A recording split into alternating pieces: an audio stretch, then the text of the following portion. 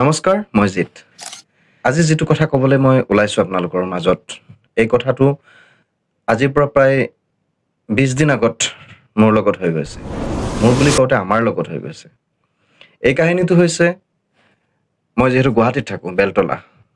আমাৰ পৰিয়াল, অৰ্থাৎ মই য'ত কৰ্মৰত, সেই পৰিয়ালৰ গোটেই সদস্যখিনি আমি মঙলদৈলৈ গৈ আছিলোঁ। আৰু মঙলদৈ গৈ থকা অৱস্থাত আমি যিহেতু নৰ্থ গুৱাহাটী ব্ৰিজেৰে যাওঁ, আমি নৰ্থ গুৱাহাটী ব্ৰিজৰে গৈ মান্দাকাটা হৈ বেজেৰাত আমি তাত উঠি আমি চিপাঝাৰ অভিমুখে গৈ ডুমুনচকীৰে আকৌ সেইটো চাইডে আমাৰ ঘৰখন যিহেতু। তো এতিয়া কাহিনীটো মই আৰম্ভ কৰোঁ ইয়াৰ পৰা যে সেইদিনাখন যেতিয়া আমি গৈছিলোঁ, অলপ বৰষুণ দি আছিলে। মান্দাকাটা পাৰ হৈ বেজেৰা পোৱাৰ আগত এটা ৰাস্তা আছিলে যে ডাইৰেক্ট ডুমুনীচকীত উঠিব পাৰি। তো ডুমুনীচকীত যেতিয়া উঠিব পাৰি বুলি আমি সুধিলোঁ তাৰে স্থানীয় লোকক, তেতিয়া তেওঁলোকে ক'লে ৰাস্তাটো সৰু, খুব সাৱধানে যাব। অভাৰটেক কৰিব পৰা অৱস্থাত একেবাৰে নাছিলে ৰাস্তাটো। তাৰ বাবে আমি সেই ৰাস্তাটোৰে গৈছোঁ যদিও ভয়ে ভয়ে গৈছিলোঁ। আৰু সেইটো ৰাস্তা আমাৰ কাৰণে সেইদিনাখন নতুন আছিলে। ঠিক তেনেকৈ গৈ থকা অৱস্থাত এজন ল'ৰা লগ পাইছিলোঁ। ল'ৰাজন আছিলে তাৰে স্থানীয় লোক। তাৰপিছত আমি তেখেতক সুধিলোঁ যে এইটো ৰাস্তাৰে আমি ডুমুনীচকী ওলাব পাৰিম নে গৈ? তেওঁ ক'লে পাৰিম, ময়ো গৈ আছোঁ ডুমুনীচকীলৈ। তেতিয়া যাব পাৰিম নেকি? তেতিয়া মই ক'লোঁ আহক। তেতিয়া আমাৰ ছাৰেও ক'লে আহক। ছাৰৰ ল'ৰাজনো বহি আছিল, যিহেতু আমি ফেমিলি গৈছিলোঁ বুলি ক'লোঁ আমি। খুব ভাল আছিলে মানুহজন, খুব ভালেই, একদম পৰিচয় ধুনীয়াকৈ দিলে আমাক। তেওঁ স্থানীয় বাসিন্দা আছিলে তাৰে, ডুমুনীচকীৰ পৰা অলপ ইফালে। তেওঁ কৰ্মৰত আছিলে ডাঙৰ ট্ৰাক চলাই, LPG। মই তেওঁ তেজপুৰ যাব। তেতিয়া ক'লে যে আপুনি গাড়ীখনত ক'ত আছে? গাড়ীখন আপোনাৰ ডুমুনীচকীত আছে নেকি? তেতিয়া ক'লে নহয়, আমাৰ গাড়ীখন আছে নৰ্থ গুৱাহাটীত। মই নৰ্থ গুৱাহাটী ক'ত? এনেকৈ বাইপাছ হৈ পেলাই এনেকৈ যাব। তাৰমানে নৰ্থ গুৱাহাটীত গাড়ী আছে। তো মিনিমাম 20-22 কিলোমিটাৰমান তেওঁৰ পৰা ডিষ্টেঞ্চত গাড়ীখন আছে। আৰু ড্ৰাইভাৰ হৈছে তেওঁ।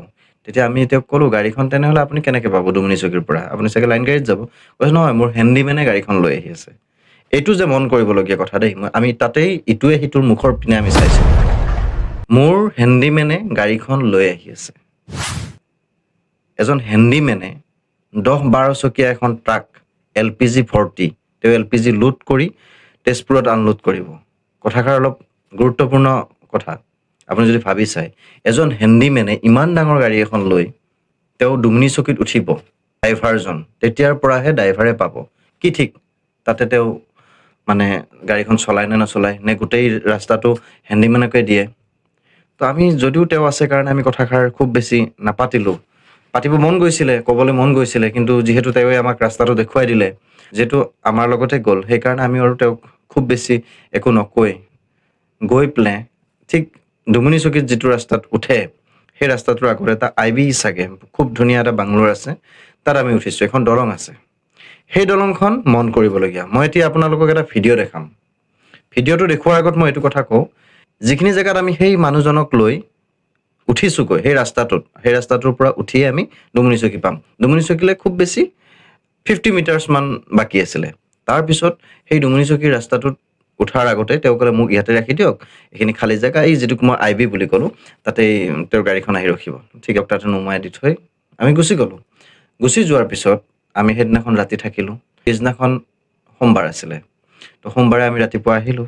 আহি ঠিক যিখন ব্ৰিজৰ ওচৰত আমি তেওঁক নমাইছিলোঁ, সেইখন ব্ৰিজৰ কাষত এটা ৰেলিং ভঙা, লগতে গাড়ী এখন উলটি আছে। এখন বহুত ডাঙৰ ট্ৰাক হয়। লগে লগে আমাৰতো গাত লাগি গ'ল যে যোৱাকালি হৈ যোৱা ঘটনা, আমি যিখিনি কথা ডিছকাছ কৰিছিলোঁ, তাৰ পিছদিনাখন সেই জেগাটোতে গাড়ী এখন এক্সিডেণ্ট হৈছে। আচৰিত কথা নহয়নে? লগে লগে আমি গাড়ীখন ৰাখিলোঁ। মই এতিয়া আপোনাক ভিডিঅ'টো দেখুৱাইছোঁ যে মই গৈ পৰি থকা গাড়ীখন ভিডিঅ' কৰিছিলোঁ। একচুৱেলি এইবিলাক ভিডিঅ' কৰাৰ চখ মোৰ নাই, আৰু মোৰ পেজত চাগে আপোনালোকে কেতিয়াবা এইবোৰ ভিডিঅ' দেখাও নাই। কিন্তু বেয়াও লাগে, এইবোৰ কিবা এটা এক্সিডেণ্ট হৈছে। ভগৱানে নকৰক কাইলৈ কাৰোৱে যাতে এইবোৰ এক্সিডেণ্ট নহওক, তাৰে কামনা কৰিছোঁ। কিন্তু এক্সিডেণ্টটোৰ ভিডিঅ' মই এইটো কাৰণে কৰিছিলোঁ, মই দেখুৱাব বিচাৰিছিলোঁ আপোনালোকক এই কথাষাৰ যে কিছুমান ড্ৰাইভাৰৰ কৰ্মহীনতাৰ কাৰণে, অকৰ্মণ্য কৰ্মহীনতা, ভাষাহীন ক'বলৈ তেওঁক কি বুলি আখ্যা দিম, এইবিলাক কাণ্ডৰ কাৰণে কিছুমান মানুহৰ জান প্ৰাণ যায়। আৰু গাড়ীখন দেখি আপোনালোকে চাগে দেখিছে, যেতিয়া মই স্থানীয় লোকক সুধিলোঁ দাদা কেইটামান বজাত হৈছে, কৈছে ৰাতিয়ে হৈছে ঘটনাটো, ৰেলিং ভাঙি তলত পৰিছে, গাড়ীখন চাগে 3টা বাগৰ খাইছে। এয়াই হৈছে কাহিনী।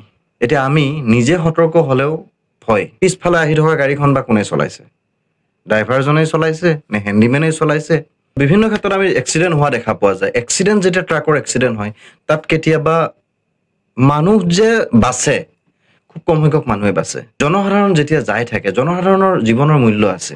যেতিয়া এজন মানুহ গৈ থাকে ৰাস্তাৰে, সেই মানুহজন কিমান আশা লৈ ক'লে গৈ আছে কোনেও নাজানে। কি ঠিক সেইটোৱে নেকি আমাৰ শেষ জীৱনৰ যাত্ৰা। বহুত মানুহে বহুত আশা ভৰসা লৈ পেলাই অহা যোৱা কৰে। সেই যিখিনি মানুহে ভুল কৰি আছে, যিখিনি ট্ৰাকৰ ড্ৰাইভাৰে ভুল কৰি আছে, হেণ্ডিমেনক গাড়ী দি বা কাৰোবাক অন্যথা বা তাৰ লগত থকা সহকৰ্মীখিনিক গাড়ী চলাব দি পেলাই মেইন ৰাস্তাত, মই তেওঁলোকক কৈছোঁ যে মানুহৰ জীৱনৰ মূল্য আছে। কোনোবাই যদি অলপমান গুৰুত্ব দিয়ে, হয়তো কাৰোবাৰ জীৱন ৰক্ষা কৰে। মানুহে এক্সিডেণ্ট কৰোঁ বুলি নকৰে হা। এক্সিডেণ্ট এটা হৈ যায়, কাইলৈ কি ঠিক মোৰো এক্সিডেণ্ট হ'ব পাৰে, কাইলৈ আপোনাৰো এক্সিডেণ্ট হ'ব পাৰে। কিন্তু এক্সিডেণ্ট এটা হোৱাৰ কাৰণটো কি, এই বস্তুটো আমি খুব জনা দৰকাৰ। ঠিক আছিলে, যদি কিবা ভুল ক'লোঁ আপোনালোকে মাফ কৰি দিব নিজৰ ল'ৰা বুলি। আৰু ধন্যবাদ।